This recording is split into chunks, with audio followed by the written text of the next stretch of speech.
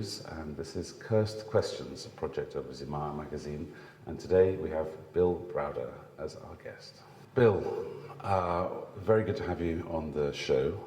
You've been extremely busy the last few weeks, but I want to start the show, as I traditionally do, with the Cursed Questions of Gerson Chernashevsky. Who is to blame for this war, in your opinion? Is it Putin's war or is it Russia's war? Well, it's Putin's war. It's Putin and 1,000 people around him and their war. And over a period of time, they have brainwashed a large part of the Russian people into going along with this war. But at the heart of it is Putin's war. And the fact that the Russian people support him in that? Well, Russia's a place where he could have 85% support today and then 0% support tomorrow. It's Russian people don't necessarily support him. They go along with him. I mean, if you're living in a totalitarian regime where you hold up a sign with no message on it and you get arrested, that's not a place where you know who's supporting him and who's not supporting him. I mean, you know, 1 million Russians who had the economic capacity fled. How many people have fled to Russia? I mean, it's not like people are saying, this is a great country, I want to be there. You know, if you're a male between the ages of 18 and 50, you probably want to get the hell out of there because you're going to die as cannon fodder on the front line. If you're basically anybody who has children, you want to get your children out of there because you don't want them to be drafted.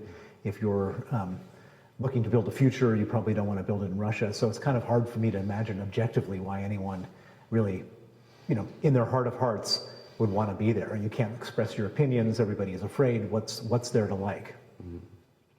Well, I mean, for most people, the idea of who is to blame is somewhat philosophical and in most cases personal question. But for you, Bill, you've been, of course, at the forefront of sanctions. So for you, who is to blame is actually a very practical question. So who needs to be targeted, punished?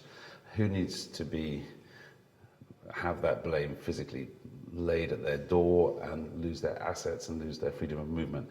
How would you define those people that need to be strictly sanctioned? Well, what's the definition? So the horrible thing about Russia is that it's got the most sort of unequal distribution of wealth of almost any place in the world. Almost all the money has been concentrated in the hands of the top 1,000 people. I mean, it's really a very poor country. I mean, it's a remarkable country in the sense that it's so big, so much natural resources, but everybody still, you know, the moment you take 10 miles outside of Moscow, it turns into like terrible dirt roads and ramshackle buildings, and the entire infrastructure of the country hasn't been built up over many, many decades. And that's the downside of the country. But because the wealth has been so concentrated in so few people's hands, and those people are not just wealthy, but they're politically powerful. They're the ones making the decisions about everything in this country. You end up in a situation where it's pretty easy to target the people who are to blame, the people who should be punished, the people whose economic resources should be frozen. And so it's pretty straightforward. If you were to freeze the assets of the top 1,000 people surrounding Putin, when I say top, I mean the top wealthy 1,000 people.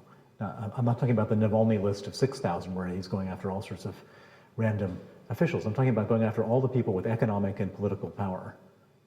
So let's drill down into that a little bit. So you seem to be equating wealth with political power. So so basically, if you're and I know this very well, and I think you ask any Russian and they'll agree with you, nobody goes into public service in Russia to serve the public. From the lowest traffic policeman right up to the president of Russia, everybody chooses to go into public service to steal money. That's why they do it. And the higher you are in the structure, the more money you get. It's just like a mathematical formula. And therefore, it's pretty straightforward. If you freeze and seize the assets of the top 1,000 people, you've also gotten the assets and the physical and financial capabilities of the 1,000 most powerful people who run the country. So if I've understood you correctly, Bill, the point is that what you're saying that if you're wealthy in Russia, you are politically powerful. But what about people like Mikhail Friedman, Pyotr Ivan, people who have been wealthy, who've made their money, say that they've divested, but nonetheless find themselves under sanctions, despite actually having no current connection to the Putin regime? How does that work? Well, I mean, you're making a huge assumption to say that a person who's made their money in Russia has no connection to the Putin regime. No, I mean, we're going to go through the whole list, I promise you. Let's start with the ones who are like, the outliers, let's say, people who have like been living in the West for some time. That doesn't make anybody an outlier. It doesn't make them an outlier. So basically, this is like the Hotel California. They've like cashed out, or you can't cash out. This is the Hotel California. You can check out anytime you like, but you can never leave. And I'm a perfect example of that. I haven't been to Russia in 18 years, and they're continuing to chase me, pursue me, attack me in every possible way, up till today, literally today. And so what you have to understand is that the moment you get involved with these people, it's like the most horrific marriage you could ever have, where your ex-spouse will chase you around the world with lawsuits until the end of your life. That's what Vladimir Putin is, but the lawsuits are not lawsuits. They're polonium, Novichok, arrest warrants, death by 1,000 cuts. And so what you have is a bunch of people who are effectively not independently wealthy, but they're dependently wealthy, and they're beholden to Vladimir Putin. What about people who actually, let's say, have no relationship to the state? In other words, they're not governors that have plundered their regions. They're not officials that have enriched themselves through the FSB. They're people who have actually created legitimate businesses, like Arkady Volosh, off the top of my head. Somebody who's like. So Arkady Volosh, let's talk about Arkady Volosh. He created an absolutely legitimate business, right. and then the Kremlin came knocking. Right. And they said, we want to have a golden share. Yeah. And he said, sure. okay. And now if you do certain type of searches on Yandex, you don't find the information you're looking for. So is he a good guy or a bad guy? I would argue he's a bad guy, not necessarily because he's bad in his heart. He might have started out good in his heart, but the moment that he made this deal with the devil, he becomes part of the system. And what's the plan? You and I have been talking about this. I think the first time we spoke was shortly after Sergei Magnitsky's death. So the plan was back then, if I remember very clearly, and I spoke to many people who, including in the White House, who were putting together the sanctions, the very first Magnitsky list. The idea was back then that we would sanction the wealthiest people in Russia. We would make them realize that Putin was bad for business. And that would somehow drive a wedge between the oligarchs and Putin, and somehow undermine Putin's power. I mean, that was. I'm not putting words in your mouth, but I'm just quoting. The White House. You're definitely putting words in my mouth. I'm just to be clear that I'm not quoting you. I'm quoting right, yeah. People who were in the Obama administration that were putting it together. So what was your vision, and how is it different from that? So my vision was that if you have people doing terrible things in Russia and getting away with them, they'll continue to do terrible things. And so everybody so each individual actor in the Russian government has a choice.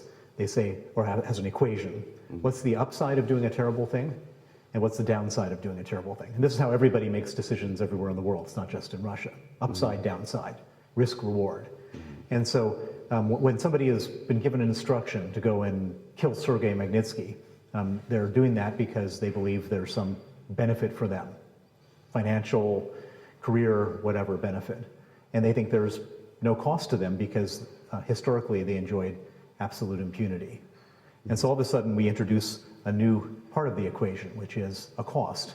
Right. And it's particularly relevant because most people who do terrible things in Russia do them for money. They're not doing them for ideology. There's not this is not the communist system. They're not doing it for the workers or the greater good. They're doing it in some very narrow sense for their own personal financial interests. And they don't keep that money in Russia. They keep that money here in London. They keep it in New York. They keep it in Switzerland. And so the idea is if the main reason they do stuff is for money, And they understand that they can't keep that money safe in Russia because as easily as they got it, someone could take it from them. So they keep it in the West. All of a sudden you put that money at risk and it changes the risk reward. On one hand, there's a reward, but on the other hand, the risk is that that money and any other money that they've accumulated might become inaccessible to them. Right, but in practice it hasn't quite worked out like that. I mean, what the sanctions have forced them to do is just find different jurisdictions to snatch their wealth, and has not noticeably changed their behavior. In fact, very evidently not. That's totally untrue. So if you were to have this interview with Mikhail Khodorkovsky when he was in prison, he noticed like a material change in the attitude of the prison guards when the Magnitsky Act was passed, because nobody wanted to be put on the Magnitsky list. And there are many situations where people are scared. They're absolutely terrified. This is the equivalent of like financial terror on the terrorists themselves. And so it's absolutely it changes people's behavior. And so for you to say just because they're doing terrible things right now doesn't mean they don't feel worried about this. They don't. Some people don't moderate their behavior. Sure, some people are still doing terrible things, but and many terrible things. But I would argue that having sanctions and using sanctions is absolutely. I mean, let's take it on the other side. What if you do nothing? Well, I mean, so you do nothing. They can do terrible things and nothing happens. How is that a better solution? Well, indeed. I mean, I don't think anyone is arguing that doing nothing is the alternative. The question is about the efficiency and the actual impact of sanctions and whether it's actually really changed anyone's behavior. Well, sanctions can either be a deterrent or they can be a punishment. If we had used sanctions more liberally before all this terrible stuff happened, they might have been a deterrent. So Putin has done very many terrible things. He went into Georgia, invaded Georgia in 2008. Were there sanctions? No. They went into, Putin went into Crimea and eastern Ukraine in 2014. Were there sanctions? Yes, against people in the Donetsk People's Republic, not against Putin, not against Lavrov, not against Shoigu, not against these people. Putin shoots down MH17. Putin goes into Syria. Putin poisons people in Salisbury. Were there sanctions? No. And so we built up this tool. We have the sanctions tool that's not being used in the most important situations. Why is it not being used? Because everyone was trying to, just here in the West, trying to benefit and capitalize and profit on their own narrow financial interests with the Russians. People in Germany wanted the gas, in Italy they wanted the gas, in London they wanted the flow into the real estate market and all the other services they provide here. And so everybody tamped it all down. And they gave Putin the absolute wrong impression. So when he did his risk reward on this major decision of going into Ukraine, he said, the reward is that my approval ratings will go up. He thought he was going to win the war very quickly. And the risk is nothing because we're not going to do anything. Hi, I'm Owen Mэтьюzom, and this is Cursed Questions, a project of ZIMA Magazine, and I have Bill Braudер with me today. Bill, you mentioned Germany, and that's actually a very important lead into my next question, because you are an American, you're a capitalist, and I think the assumption that many people, certainly in terms of Western strategic circles made, starting with Gerhard Schröder, I guess, with the whole policy of engagement and the Nord Stream project, was that, okay, we're going to make Germany dependent on Russian gas, but at the same time we're going to make Russia dependent on Western money. And clearly, that was what Angela Merkel, that policy was still at the forefront of Merkel's mind, that it was engagement and business that would be a way of diffusing Russian aggression and engaging Russian elites, in fact, in that money-making scheme. But it was all predicated on something that you touched on in your earlier answers, and that was, we all assumed that the only thing that the Russian elite was interested in was money, self-enrichment. But actually, as it turns out, February 24th showed us that that's not really the case, is that actually Putin is willing to, it's not so much that he's an irrational actor, but as you said, there is a cost-benefit analysis that he did, and I think it's very clear that they expected to have swinging sanctions and decided that cost was acceptable. So the question is really, where do you go with sanctions now that we know that, in fact, the personal sanctions have failed to avert the major crisis, the turn that Russia has taken. So what's the next step? What can we do now that the elite has been sanctioned, that the yachts and as many properties as possible have been frozen? So what's the next step? Where do we take it from here? Well, I think that the sanctions, people say, have the sanctions worked or have the sanctions not worked? Right. And when I talk about sanctions, I'm not just talking about oligarchs, I'm talking about technology going into Russia, I'm talking about capital markets, I'm talking about, I mean, if you look at the sanctions, they're pretty devastating. Putin had built up a war chest to go into Ukraine of $650 billion. He thought he was going to have plenty of cushion. And now 350 billion of that has been frozen in the West. I think that number has been disputed, but that's a technical issue. Just today, how much of it they actually have found? So they found quite a bit. Today the EU announced that they have about 214 billion. 214. And that's just the EU. We don't know. We're waiting for the UK, Japan, Australia, et cetera, to report. So the number is going to be a very big number. Then we move on to the oligarchs. The oligarchs have maybe even greater amounts of money in the West.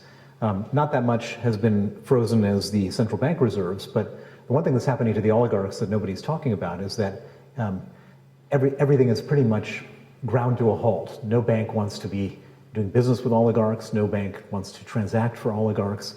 And so these oligarchs are they're stuck in Abu Dhabi and Istanbul because they can't freely operate in the West, which is a big problem for oligarchs. And I should point out that the oligarchs are not independent actors. They're actors who Putin, I believe, are trustees for Putin's wealth. And I think they're also people that will take instructions from Putin on doing things. And so to take out his major Western economic players is another really important thing. Normally a country like Russia that doesn't have a lot of debt could easily, even in the most extreme economic circumstances, borrow money, but we've cut off Russian banks from the international capital markets, including the state of Russia. No one's going to buy Russian bonds. And then you have all the Western businesses that have fled. Then you have all the import restrictions, the ball bearings they don't have, so they can't make tanks, et cetera. And you have I wouldn't believe a word that comes out of Russia when it comes to economic statistics, or a word for the IMF repeating the Russian economic statistics. They're in a major economic mess right now, and I think that anyone who knows the Russian economy knows that's the case. It may not be true in Moscow restaurants, but I promise you it's true broadly in Russia. And they're running a massive deficit. So to say that sanctions aren't working is I think sort of a myth that Putin is trying to perpetrate. But there is one huge problem that continues, which is that, and it comes back to the original reason why we never achieved any kind of deterrence, which is that on one hand we want to punish Russia for doing this terrible invasion of Ukraine. On the other hand, we still want to buy oil at a reasonable price. Right. And so we end up with a situation where Russia continues to generate between 500 million and $1 billion a day in the sale of oil. Not necessarily to us, but to China or India or wherever. Indirectly to us, but import of refined oil products is... Right, you sell it to India, then they sell us back the refined product. And so it's pretty horrible. And that needs to be fixed. And we need to suck up our gut one last time, stop the revenue generation from Russia's sale of oil by punishing anybody with secondary sanctions who's involved in that. And then Russia is in a very terrible position. Putin is in a terrible position because his war is hugely expensive for him. And if he doesn't have any access to capital markets, no access to his savings, a terrible domestic economy, he just won't physically be able to continue indefinitely supporting this war. And it really comes down to a question of who's going to blink first, Putin or the West. Well, let's unpack that word, work. Do sanctions work? Because you've said that sanctions not working is a myth. There's another clearer definition of working is not their impact on the Russian economy, but their impact on the war. And I personally don't see any evidence that sanctions either deterred Putin, clearly they didn't because he did it, or have significantly deflected Putin from anything that he wants to do on the ground. So in that sense, in the changing Putin's behavior sense, or making it too risky or expensive or painful to fight the war and to continue the war, as yet, the sanctions certainly have not worked demonstrably in changing Russia's behavior. So in that sense, remember that sanctions are either a deterrent or a punishment. Well, they could be both. Yeah. So now we're going for punishment.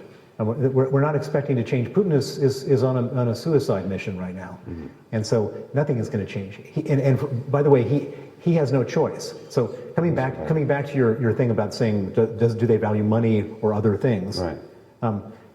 Putin valued money up until the point when he got so scared because he stole too much money. So the reason why Putin started this war, in my opinion, is that he believed that he was going to go the same route as Nazarbayev in Kazakhstan or Yanukovych, or any of these guys. That you can only do so much for so long before people are going to rise up. And he didn't know when they were going to rise up, how they were going to rise up, but he didn't want to be a sitting duck. And he's been very successful using war to inflate his popularity, to create a sense of nationalism, of Russian nationalist fervor. And I believe that this war is a war of survival. If Putin were not to be president, like many other people in that part of the world, he would be arrested, his wealth would be stripped away from him, and he'd probably be killed very quickly. And so Putin is a little man who's afraid of death, terribly afraid of death, and didn't want to be a sitting duck waiting for himself to die. And so the best way to avoid death is to create a foreign enemy, manufactured enemy. There is no beef between Russia and Ukraine. I mean, of all the countries, they're the most similar countries. Everyone's intermarrying. People have lived here, there, everywhere between the two countries. But to create an enemy out of the Ukrainians where there's really no fundamental difference, and started in 2014, of course, this is all for Putin's personal survival. And it's not because he doesn't care about money. He just cares about staying alive more than he cares about his money, because he's not going to be able to spend his money if he's dead. Well, I think I would strongly agree on most of what you just said, insofar as, yes, I think it's clearly a war for survival, and as Viktor Zolotov, the head of the Russian Guard, the Russian National Guard, former Putin bodyguard, said to Alexei Vindictov a few years ago, he said, Ukraine is not important, Ukraine happens to be where Russia's border with America lies, and they see an existential threat to the Putin regime from America. So the existential part, the survival part of the war, I agree with. But my question is about the material part. How attached is Putin and the immediate entourage, Patrushev, Portnikov? I mean, obviously there's no way to know, but I mean, it seems to me that they, while in general a large proportion of the Russian elite is in fact attached to their Saint-Tropez villas and their yachts and so on, I think Putin personally and the people immediately around him actually maybe not so much, and certainly if insofar as they are interested in personal wealth, it's actually a jurisdiction thing. It's it's on the Black Sea coast. They've stashed their money inside Russia and in an accessible way, so sanctioning it is not going to touch them.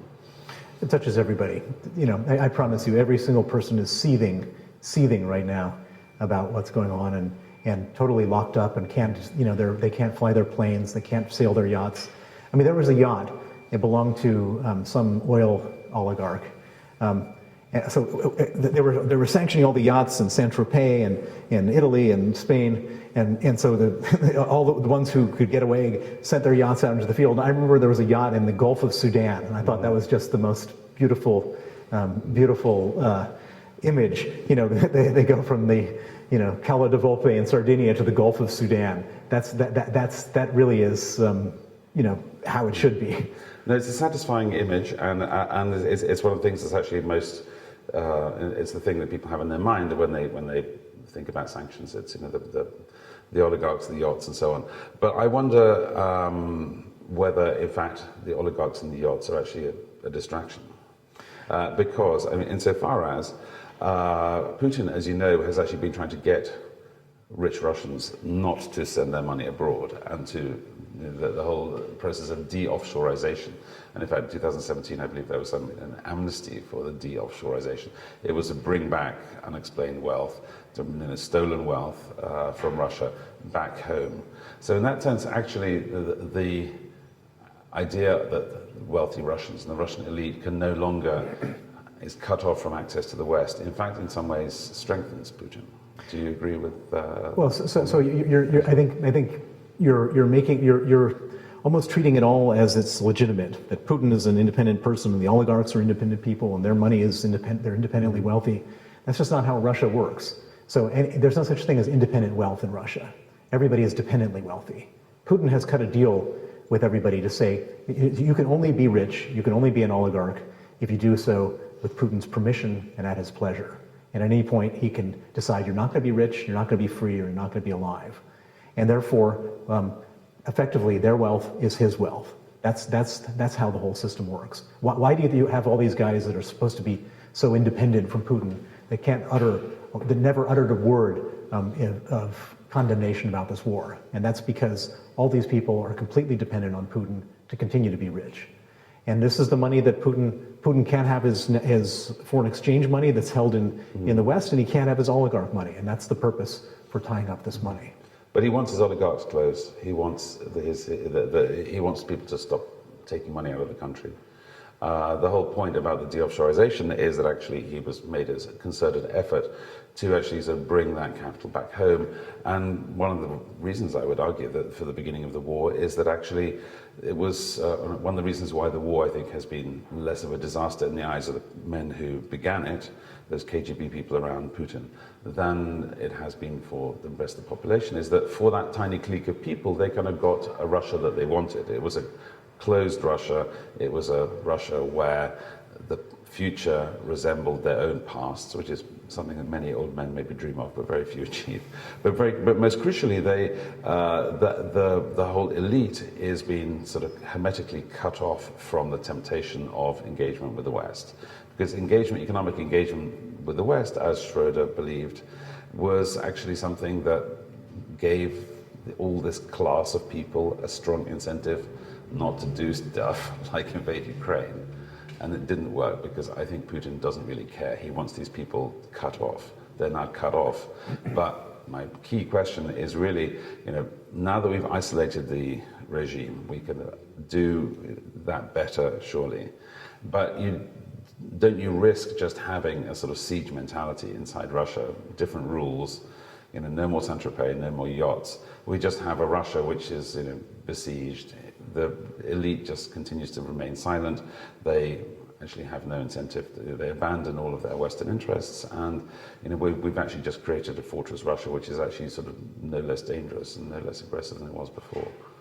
Well, I think I have to disagree with almost every part of what you said. So first of all, if Putin wants these people to come back to Russia with their wealth, he could just make a phone call and say, "We want your money back in Russia," and they would do it without any question.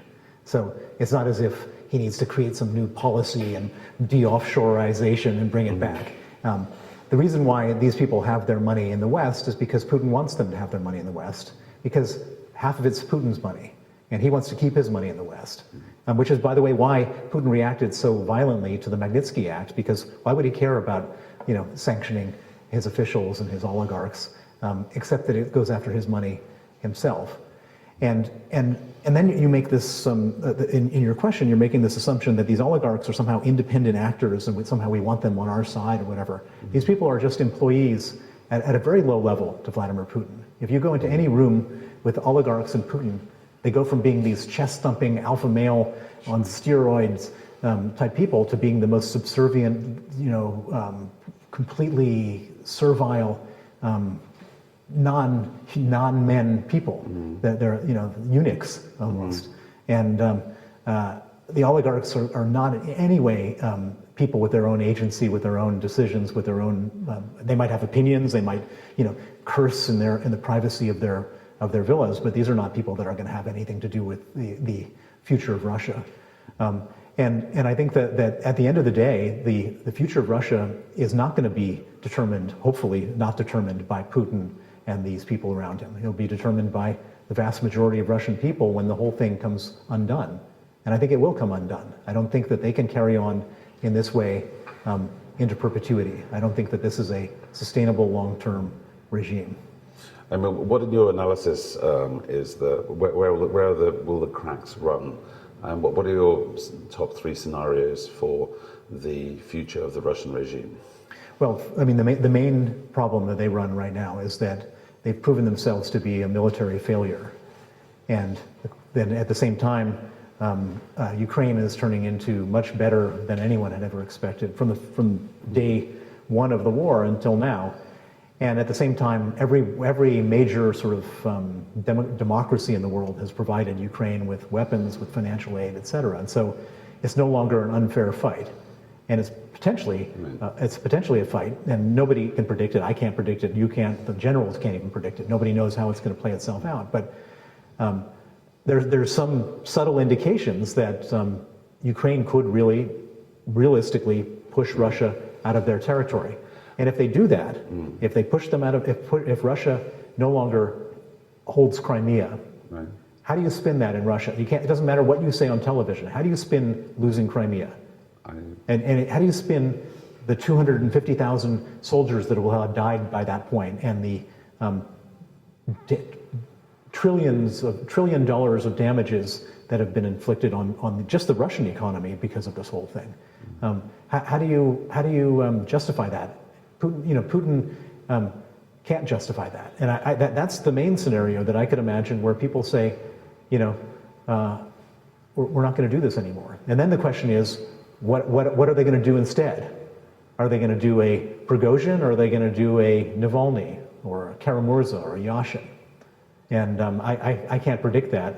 All I can say is that when the regime starts to crumble, it'll crumble quickly, and I can just picture the guys jumping on, having their contingency plans, jumping on their jets to Dubai and to Istanbul, and hoping that they won't be extradited when the new government of Russia takes hold. And it will crumble under what pressure? How will that happen? Under internal pressure, under the pressure of, we don't like a loser. We don't want this man, this man who claimed that he was looking after our interests, that he was so strong and so good, turned out to be a weak loser. An angry uprising against Putin for having lost the war. Yeah. What if it's a great patriotic war and they had their backsides kicked by NATO and they're now heroically defending their motherland? Well, so if they get their asses kicked by NATO, how are they going to kick back?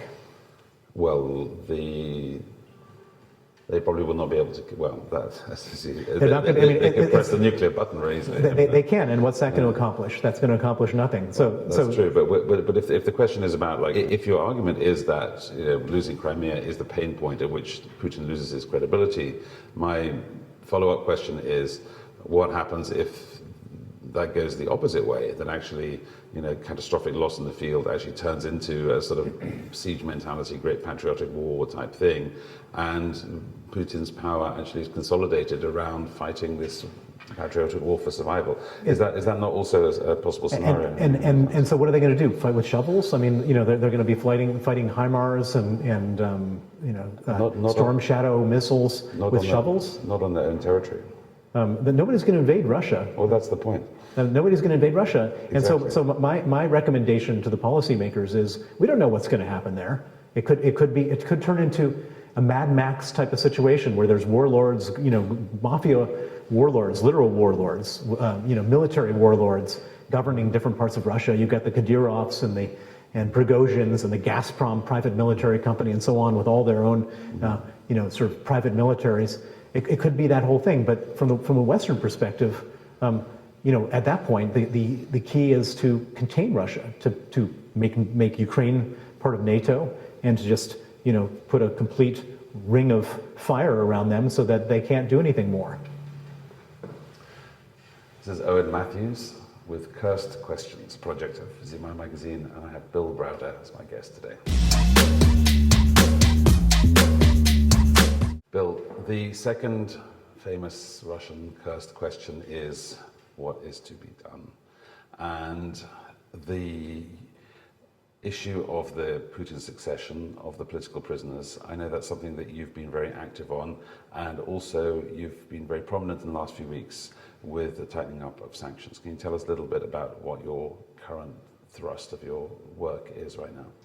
Well, political prisoners is a very near and dear to my heart, because one of my close friends, one of the people who was instrumental in getting me, in assisting me at different parliaments and governments around the world in passing the Magnitsky Act is a young man named Vladimir Kara-Murza. Vladimir is a journalist, an opposition activist, and an anti-Putin campaigner. They tried to poison him twice for his work on the Magnitsky Act, once in 2015 and second time in 2017. And then at the start of the war, he went back to Russia against the objections of all of his friends and me in particular. We all told him, don't go back. They tried to kill you. The best that will happen is you get arrested. And he said, how can I not go back? How can I ask the Russian people to stand up to Putin if I'm too afraid to go back to my own country? And I tried to use every argument I could think of to persuade him, and he was unpersuadable. He went back. He gave an interview on MSNBC and on CNN calling Putin a war criminal and a murderer, and he was subsequently arrested, kept in pretrial detention, mistreated in pretrial detention, and he ended up sentenced to 25 years in prison for treason, which is the longest sentence of any political prisoner in Russia, which tells you something about how angry Putin was with his activities, in particular the Magnitsky Act. Mm-hmm. And so I believe he will die in prison if he's not released in some reasonable period of time. He's already lost 22 kilos in weight. He was suffering from very severe nerve damage from the previous poisonings. He can't feel his feet anymore. He's losing sensation in his left arm. And so my strong goal is to try to build up Western leverage to get him out of prison. Yeah, and how will you do that? Well, the first thing to do is to elevate his stature in the West so that he's on the tip of the tongue of every head of state in the West, because there's going to be a moment in time when there's going to be a lull in the conflict where Putin's going to want something, and that's one of the things that we should be wanting is his release. Well, does that not fatally discredit him if the United States bails him out and brings him out as a protege of America? Doesn't that immediately blow his political credentials as an independent opposition leader out of the water? I don't think so. It didn't with Nathan Sharansky, Belkovsky. There's all sorts of people who have been released in different situations. Look, Nelson Mandela spent 27 years in prison. It was the pressure on the apartheid regime, and he ends up becoming the president of South Africa. So I think that there's no formula for how this stuff works. What I can tell you for sure is that the people who stood up to Putin at the risk of their personal freedom and spent time in prison have the highest credibility when this whole thing comes undone. You've also been lobbying very hard on closing sanctions loopholes. Which ones can realistically be closed and which ones cannot? Well, I have one big idea, which is not a sanctions loophole. I'll get to that in a second. But the biggest thing I'm working on is that the war has gone on much longer than anyone expected. Not me, but the Western allies. And people are starting to grumble about the cost of the war. And there's one very easy way to fix this problem, which is to take the $350 billion of central bank reserves and confiscate those central bank reserves and provide them to Ukraine for their defense and reconstruction. And that will solves almost every short-term financial problem. And it also is a very strong message to Putin and other dictators around the world that this is what happens when you... And under whose authority would that be done?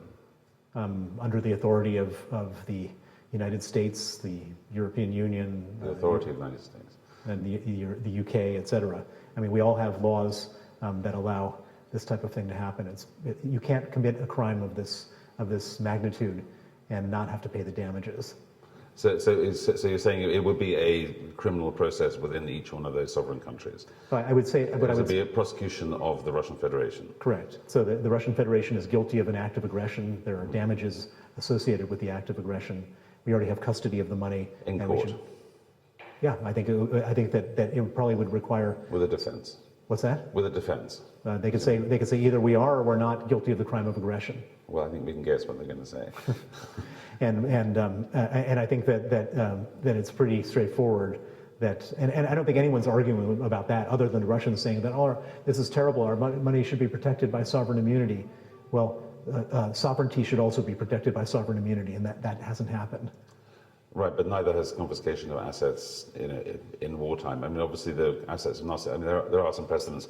The assets of Nazi Germany were indeed frozen during the war and then confiscated afterwards and redistributed back to the Bundesrepublik after the war. So, I mean, it's not totally unprecedented, but nonetheless, we're in a different sort of... It's totally unprecedented to start a war and redraw the maps of Europe in this century. Saddam Hussein did it. And not in Europe. Not in Europe, okay, that's true. And Slobodan Milosevic did it. Yeah, and look where it got them. Right, but Serbia's state and sovereign assets were not confiscated.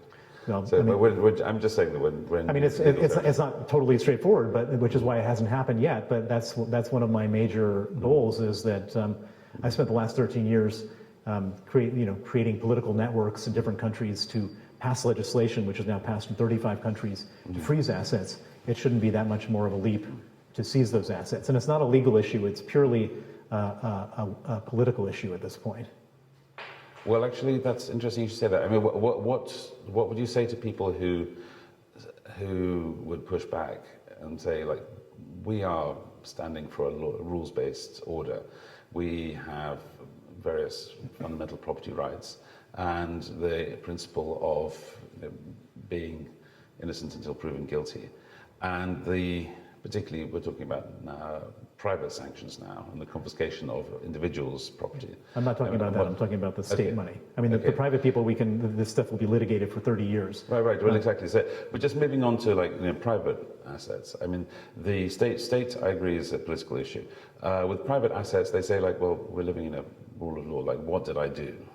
How can you prove that this money is materially contributed to war crimes in Ukraine or whatever? And I mean, do you advocate just sort of glossing over that, sort of skimming over applying different rules to Russians, or how do you see this unfolding in terms of going from confiscation from freezing to confiscation? Well, I've been intimately involved in this for 13 years. Since the murder of Sergei Magnitsky, we've gone after the $230 million that he was killed over, and working with law enforcement agencies in many different countries to freeze and then confiscate that money. And the way we make the case there is we say that this money is the proceeds of crime. This money is, you can trace the crime back to this murder, right, and therefore the money should be confiscated. And it's a very long and cumbersome process. We've only succeeded in a couple countries. Most of the money is still, most is being argued about in court, but that's the ultimate objective. But having seen that it takes 13 years to do this, I'm not all that bullish that the oligarch money is going to be available to Ukraine anytime soon. I mean, furthermore, I mean, I've over the years you've shared with me the various sort of paper trails and the reports that you've prepared, and there's incredibly meticulous paper trail specifically linked to Magnitsky and the Gazprom Shell Company scheme and all that. I mean, so it's extremely well documented and rather direct. But how are you going to prove that Mikhail Friedman's money is the proceeds of crime? Well, I'm not the one preparing that case, but if I was, I would prepare that case in the same way that I prepare every other case that I do.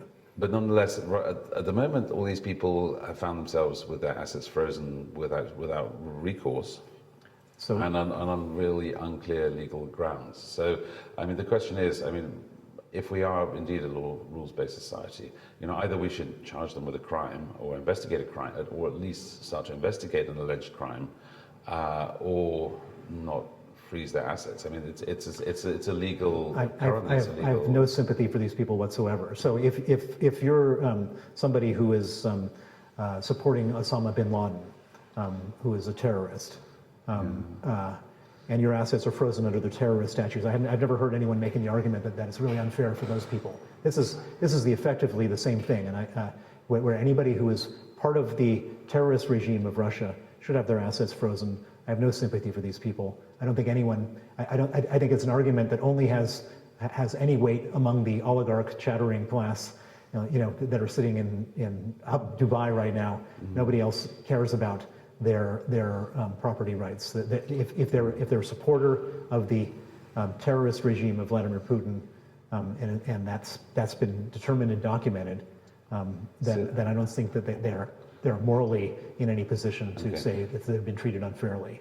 Okay, so if they're a supporter of the regime and it's been documented, then they deserve punishment. What about people who are not supporters of the regime and there's been no such documentation? So Mikhail Khodorkovsky, who are just Russian. What's that? What about people who do not support the regime, who in fact are on the record as opposing the regime, but nonetheless are punished because they are Russian? What about those people? Well, I don't know that many examples of people who have done that, but I do know most examples. The people who are screaming bloody murder right now, and using all sorts of means to try to get off the sanctions list are usually the ones who are still supporters of the regime. So I mean, you might find, in every different legal process there may be a miscarriage of justice, but for the most part, I think that this is a just and good policy. And Friedman and Avin? Friedman and Avin. They've both spoken out prominently against the war. Well, not at the beginning they didn't, and only when it became clear that they were under really severe sanctions. I remember specifically they were saying, and Friedman said, I remember there was an interview where he said, I don't want to speak out against the war because I'm worried about all my employees in Russia. I mean, Friedman is still. I was just recently at an event a legal event where. Friedman has a company called A1, which is some type of debt collection company. And they're acting on behalf of the Russian government, suing people for their money right now here in London on behalf of the Russian government. And so, I mean, you want to open up the can of worms of Friedman. I'm not a Friedman expert, but it just happens to be rather prominent names that's been bandied around. But let's just skip back half a step with the people who support the regime. What about people who just express support for the regime? Is that okay in the West? Is it okay to express support for Russia or not? No. Should we be? It's not okay. It's not okay. For sure, it's not okay to express support for the regime. So, would it be okay to express support for the Nazi regime? Well, it definitely was in America. Your grandfather was actually spent most of his political career battling the American Nazi Party in the 30s, and father, what's his name? My grandfather wasn't a Nazi. I know, he was a communist, but he's been battling his career battling the American Nazi Party. But that's what I'm saying, is that nobody should support the Nazis. But it was legal. Sorry, I mean that's the point about free speech. Is you can't persecute people or punish people for their views. That's fundamentally undemocratic. Well, I mean, it's one thing to punish people for their views, but if somebody is a part of the Putin infrastructure, then I mean, if a nobody says I support Putin, who cares? It doesn't matter. But if a person says I support Putin and they have a business in Russia, if they materially support, if they have a business in Russia and they support Putin, then they should not be given any sympathy and they should be treated as they're being treated. Right. But everyone else has perfect right to support. Anyone can say anything, but the moment you start to, if that's an indication that you are part of the Putin regime, if you're part of the Putin financial network, then you should of course be punished. Are you concerned about your personal security still in? Do you think the Putin regime wants you dead? More so. I think that they now have no. There's no. I think that the reason that I survived up until now was that they were worried about taking some action against me, taking action against a high-profile foreigner, and the consequences. Now there's no consequences they haven't already experienced. So you're more at risk than you were. I think that on one side I'm more at risk. The only thing that protects me in any way is the fact that there's so many other enemies of the regime that they have to decide how to allocate their bandwidth towards their enemies. Do you see any sign that there are elements inside the Russian regime, I mean anywhere, from your analysis, that are willing to think about a sort of post-war world, to engage, to return to some kind of semblance of normality? Do you see any kind of movement? I mean, I'm not talking about the Navalny's in the opposition, but like inside the regime. No, none at all. You see no evidence of that. These are all members of the modern day equivalent of the Nazi Party. They all need to be hunted down wherever they go after this whole thing falls apart. Except that's very unlikely to happen now. Well, according to you, I mean, this is, I guess, my last question is that one of the things that we've been talking about, that social media, the whole idea of Putin goes to The Hague, reparations are paid, justice is served, the Russian people rise up against Putin for losing the war, and so on. I mean, these are all actually very attractive and comforting propositions for any sort of normal, fair-minded person who's seen the horrors and so on. Except that there's actually a different scenario, which I would perhaps argue that is more likely, and that is actually that the collapse of the Putin regime is not only going to bring something far worse than the Putin regime, but actually something materially more dangerous and unstable for Ukraine. So in that sense, you know, I want to explore like this, you know, the issue of like being careful about what we wish for. Because I mean, do you think that Russia, to formulate it in a short nutshell, do you think that Russia could be worse than it is now under Putin? Well, this is, I would say, is Putin's pitch to the Russian people and to the West for the last 23 years, which is, if you don't like me, wait till you see what's on the other side of me. And so, okay, so let's look at the situation. He started war in Chechnya. He started a war took Crimea, Georgia, Syria. So he started all sorts of wars. He's threatened nuclear war. He's killed hundreds of thousands of his own people. He's killed hundreds of thousands of people on the other side. He's created 5 million refugees out of Syria. He's created maybe more refugees out of Ukraine. I mean, what's worse? I mean, how could there be something bad? I mean, yes, there could be somebody who's irrational or whatever, but he's irrational. I mean, this is not rational. So, I mean, I think that we should absolutely not restrain ourselves in any way. We should push right till the end, and then let them come begging the new, you know, whatever's there afterwards, for whatever kind of settlement with reparations and criminal justice and so on. But I don't think that we should in any way restrain ourselves. Mm-hmm. Except what if Putin is not Hitler? He's, you know, Wilhelm II. He's the terrible, mad Kaiser that leads his country into an unwinnable war, which he then loses catastrophically, and that humiliation is followed by a humiliating defeat. And then you have the rise of fascism. I mean, I'm a historian, so I'm always very wary of historical comparisons. We already have fascism. This is a totalitarian regime. This is North Korea. I mean, we already have it. It's terrible. It's disastrous. You know, the children are marching, and you know, you know, it's like Hitler Youth. I mean, there is no worse that we can get from here. The only thing worse is a nuclear attack, and I think that they understand that if that were to happen, that would be the end of the Russian Federation as we know it. Thank you very much, Bill. It's been great to speak to you. Thank you. This is Owen Matthews. This has been Cursed Questions with Bill Browder. I'll see you soon in the next program.